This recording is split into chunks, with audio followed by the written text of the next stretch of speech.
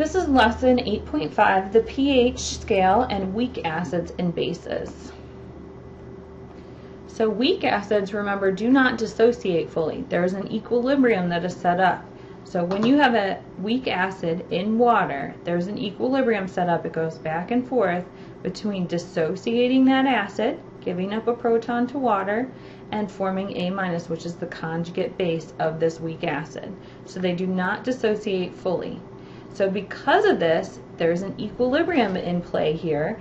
And thinking back to our equilibrium chapter, we need to use ice tables to find the pH of a weak acid. So if we were to write the equilibrium constant for this reaction, or this dissociation, we would put H3O plus and A- on top and HA on the bottom. Now because this is for an acid, instead of using Kc, we call it something special. We just call it Ka. It's the same exact thing as an equilibrium constant, but we just call it Ka because it's for an acid. So Ka is the acid dissociation constant. The higher the value of Ka, the stronger the acid, because the higher the value of Ka, the more it dissociates to form these products. So the stronger the acid. Weak bases do the same thing. So if we have a base which is going to pick up a proton from water to form the conjugate acid and leave OH- by itself, our K expression would be the base plus its proton that it picked up, so it's conjugate acid, plus OH- or times OH- all over the concentration of the base initially. And because it's a weak base, we do the same thing as we did with acids, and we just call it the base dissociation constant, or Kb. So the higher the Kb, the stronger the base, because the more it dissociates. So to find pH or pOH of a weak acid or a weak base, again you have to use ice tables. The given concentration of the weak acid or weak base is the initial concentration. The pH or the pOH is going to be equal to the H plus or the OH minus concentration. You have to take that negative log at equilibrium. So once you use your ice tables to find the equilibrium constant, you can then find your pH.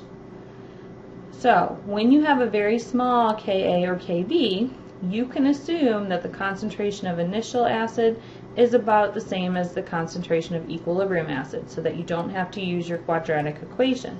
And the same thing with base. If you have a very small Kb, you can assume your initial concentration of base is about the same as your concentration of base at equilibrium, so you can ignore that change, or that X.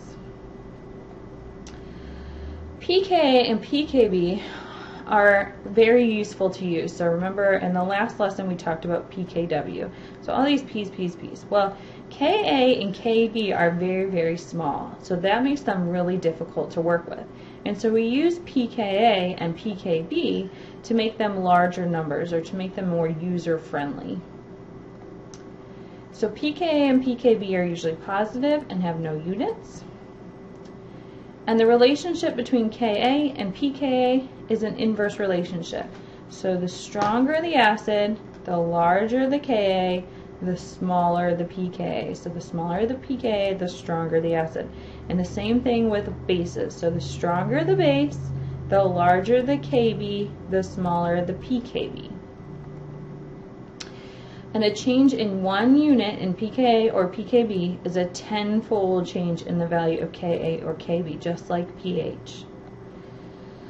So the last and most important thing is, remember that equilibrium constants change with temperature, so pKa and pKb must be quoted at a specific temperature in order for you to use them. Alright, also useful is the fact that the Ka times the Kb is always equal to Kw, which is the auto-ionization constant for water. So for a conjugate acid-base pair, for example this acid, HA, dissociates into H plus and A minus. If you were to write the Ka expression, you would get H plus times A minus over HA. Now, we also have its conjugate base, which is A minus. So A minus in water gives you the conjugate acid plus OH minus. So if you were to write the Kb for this, you'd have HA times OH minus over A minus. So here we have an acid and its conjugate base, and these are their dissociation constant expressions.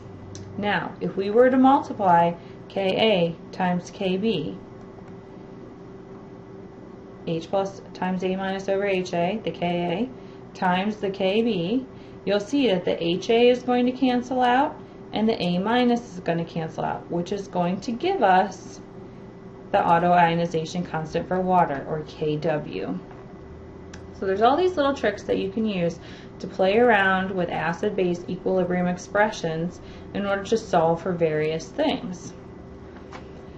So the pKa plus the pKb is also going to be equal to the pKw, or 14 at room temperature, just like pH plus pOH equals 14. Just like H plus times OH minus equals 1 times 10 to the negative 14. So these are your two important equations for weak acids, weak bases. So the stronger the acid, so if Ka increases, Kb must go down. So the stronger the acid, the weaker its conjugate base. Just like if pKa went up, pKb would have to go down. Okay, they have an inverse relationship. The stronger the base, so if Kb goes up, the weaker the conjugate acid, Ka, must go down. So that's really important when you're just looking at acids and bases, because you can just get an idea of which one's going to be stronger or weaker.